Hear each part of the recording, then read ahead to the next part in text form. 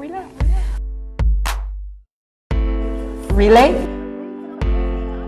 Release.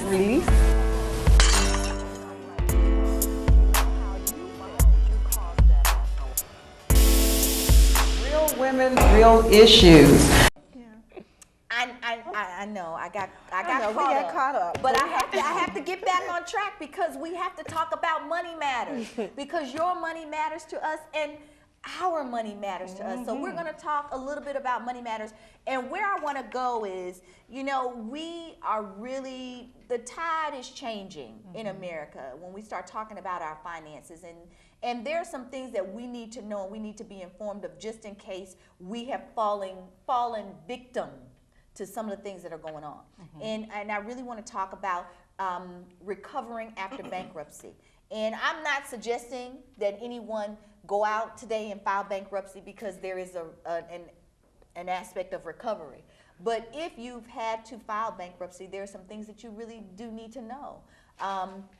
And the first thing is that there is recovery.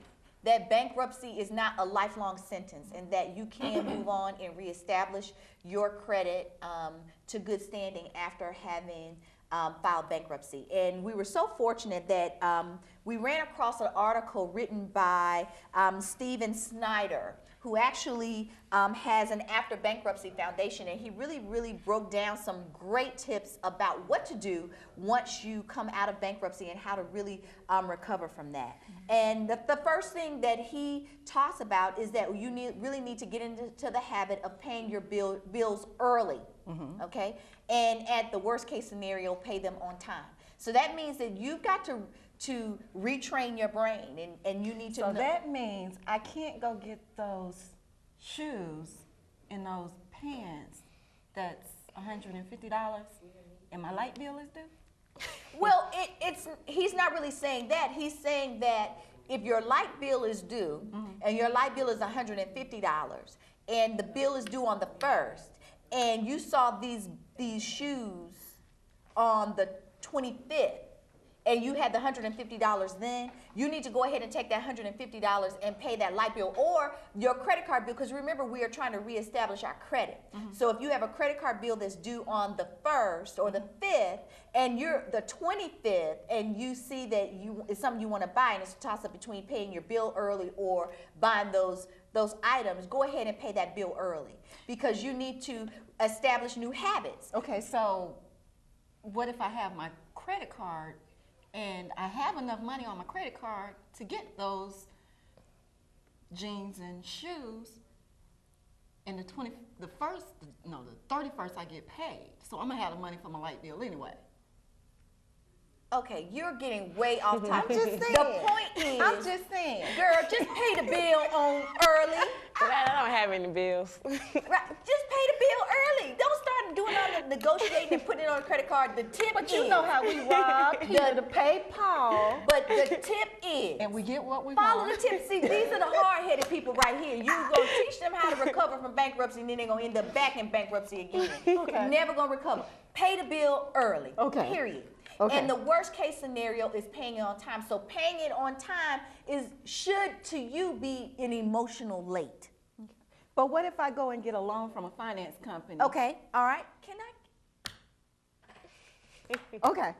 I'm just trying to help somebody out. I'm trying to get there. Okay, the finance companies. Steven Snyder says, stay away from finance companies. First of all, finance companies, people have told you, and I have heard this before, that if you go get a little small loan from a finance company, they report to the credit bureaus and it supposedly helps your credit. That is false. They do not help your credit. Finance companies are viewed as last resort loans. So what happens is when creditors see that you've gone to a finance company, they automatically believe that you are a high risk and you run the risk of being denied. That is not true, legitimate credit recovery. And also, their interest rate is so incredibly high. You're talking about 25% interest. So why would you do that to yourself? Don't do it. Stay away from finance Just do companies. without it. do without it. You know, and the bottom line is it doesn't help you. So if you're doing it not for the money, but you're doing it for credit recovery, you need to be informed that it does not help you. So stay away from them. It's bad. Don't do it. All right? He also says say no to co-signers. Now, he's not saying didn't say no to co-signing for someone. He said say no to having a co-signer for yourself. And his reason for saying that is whenever you get in a credit situation and you are asked for a co-signer, in the future when creditors pull your credit and they see that you have a co-signer there, they may also in turn ask for a co-signer because it kind of gives the indication that you are not a good risk. So what you do is you start a vicious cycle when you start trying to embrace a co-signer. And then also with co-signers who generally are friends and relatives, let's say that for some reason something terrible happens and you lose your job and you're unable to pay. What you've done then is you've put that co-signer's credit at risk. So, and then those creditors are going to go after the co-signer. They're not necessarily going to harass you. So it's a bad practice. Don't do it. Stay away from it. All right? Remember to say no to co-signer. All right, Miss Ebony, you got that? Yeah, I got Do that. not go get those $150 pair of jeans when you got to pay that bill on first, okay? Okay. I'm sorry, but we can put it on layaway, right? You can Do put it that on still layaway. exist? Hello? All right, we have a caller on the line. So caller, go ahead. Welcome to Real Women, Real Issues. I got a couple of questions, if I may. Okay. The first question is, what if I have to pay a bill and there's this finance company that will loan me the money, and either I pay the bill or I'll be sitting in the dark? What were your recommendations? Either you pay the bill or what? Be sitting in the dark. Oh, you're sitting in the dark. Well, you know, first of all, let me ask you this question. How do you plan to pay the finance company back? If you don't have Do money you to pay your do you have a light bill. job? Well, you gotta have a job to get the loan from the finance company, so I will pay the bill back. Just pay it back in small installments. So my question is, if you can get the loan from the finance company, why you can't just, and you're saying you're working, why you just can't pay the bill? Right. Well, because things happen sometimes, and I don't think everyone is pay their bills or early paying their bills. Some of us are living hand to foot, hand to mouth, and Sure. and we're going paycheck to paycheck. You look at statistics, and it show the rich are getting richer, the poor are getting poor, and less people are saving, and more people are paying, living paycheck to paycheck. Okay. Well, thank you, caller, for calling I in have with another that. question. But remember that the whole purpose of these points, you know, is to help that person that's trying to come out of bankruptcy. And part of the problem is debt. being able to train ourselves to establish better habits. And what happens is if we always have a fallback, then we never make good decisions with our money because we know that we have another out. And not only that, you know, it goes back to what I'm hearing is budgeting. Sure. And it goes back to budgeting. Write your plan, and that's coming from somewhere else. Write your plan and walk your plan out. If that means going without those wants to take Sure. care of those needs, then that's what you did. Right. And I'm being flagged down. All right, She's we been have doing another all the talking. we have another caller on the line. I'm sorry. Hi, caller. Thank you for calling Real Women, Real Issues.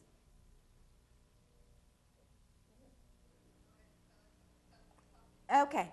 Well, I think we've lost that caller, but please call back. We certainly would like to hear from you. We're going to wrap this up really quickly with Money Matters. Don't want to drag it out too long. Want to make this a short, Hello? quick. Oh, we do have a caller on the line. Hi, caller. Hi, caller.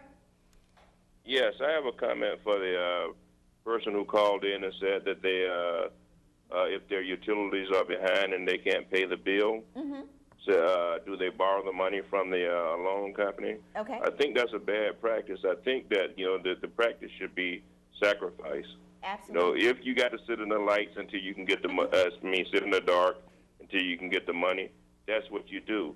Because at the time that you borrow the money from the finance company, you put yourself in a further hole. So, you should really work, and by paying out additional money, you're not helping yourself any. Okay. Thanks Thanks for the time. You know what, caller? I really, really like you. I really like you because that's just putting it down, period. And it takes me back to lessons learned, because if you sit in that house in the dark, The next time, you're going to make sure. especially if it's cold and you can't have that heat blowing out. Hello. But Or that air. But that's what it boils down to, and that's what I'm saying is that we've got to train ourselves for better habits. It is just imperative that we start making better decisions if you want to come out of bankruptcy and if you want to reestablish your credit. So I know that they are telling me we got to go. We have another caller on the line? Oh, wow. Wow. Hi, caller. Thank you for calling Real Women, Real Issues. Yes, my issue is, I wanted to ask you a question concerning the predatory lending issue. Okay. I'm looking at the show, and I want to know why haven't the government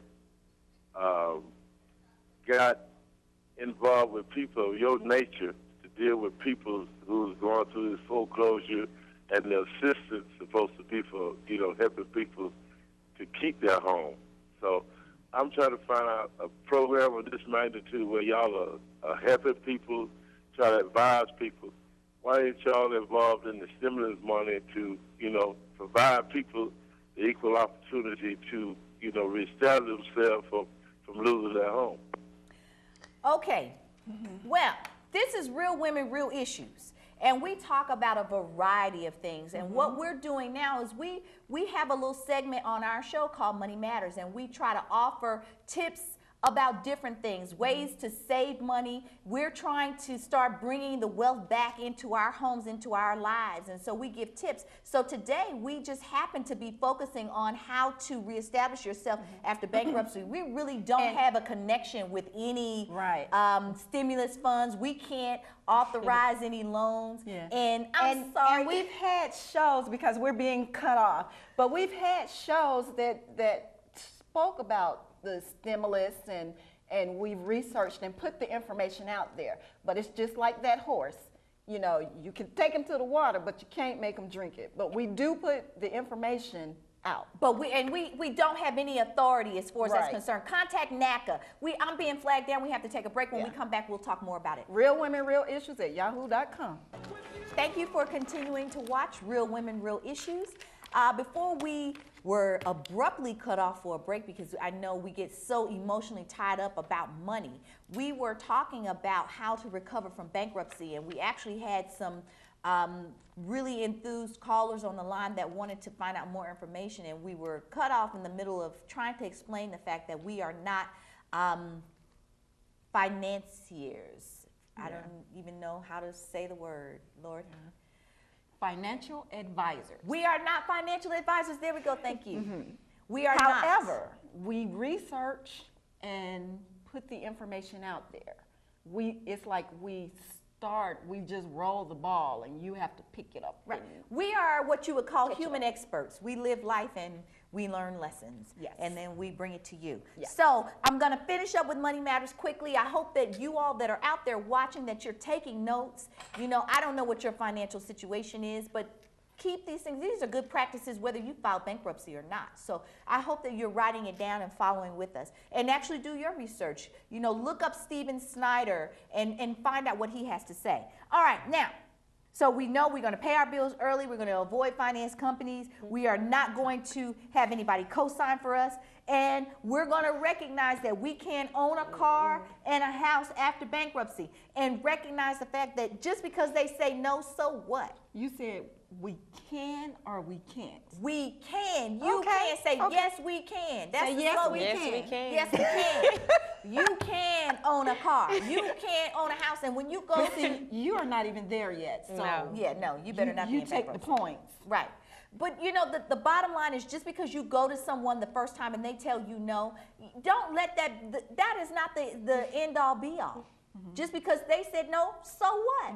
You can own a car, you can own a house, and you need to ask those Even down questions. to the APR and all of that. If they say, well, we're gonna give you 24%, say get up out your chair. Thank and you, say, but no thank you. Yeah, you can have it and That's keep right. it moving. That's right.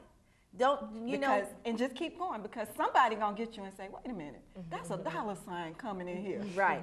Absolutely. So that's it in a nutshell. And make sure you ask those important questions. You know, if someone's telling you no, you can't, well, what would you do if you were in my shoes? Where should I go to get financed? Find out, do some research, ask questions, start talking. There are opportunities out there for you. Don't crawl away and hide in a shell. Get out there. You can recover from bankruptcy. That's all I have to say. That's it.